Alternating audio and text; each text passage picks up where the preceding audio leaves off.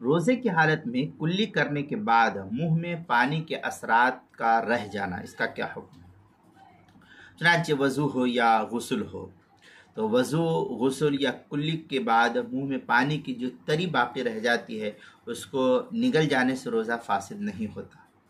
مگر اس میں یہ شرط ہے کہ کلی کرنے کے بعد 1-2 مرتبہ تھوک منہ سے نکال دیا جائے،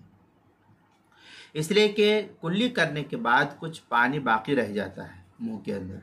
لہذا 1-2 مرتبہ تھوک دینے کے بعد پانی باقی نہیں رہتا، ہلکی سی تری رہ جاتی ہے، اس میں کوئی حرج نہیں ہے، اس سے روزہ فاسد نہیں ہوگا۔ چنانچہ فتاوی شامیہ میں ہے او بقیہ بلل فیہ بعد المزمزہ وابتلعہ مع الریق لم یفطر، یہ فتاوی شامیہ کی عبارت ہے، جلد نمبر 2 صفحہ نمبر 396، جو HM سعید کراچی کا چھپا ہوا نسخہ ہے۔ الفقہ علی مذاہب الاربعہ میں ہے وینبغی ان یبصق بعد المزمزہ قبل ان یبتلع ریقہ، یہ الفقہ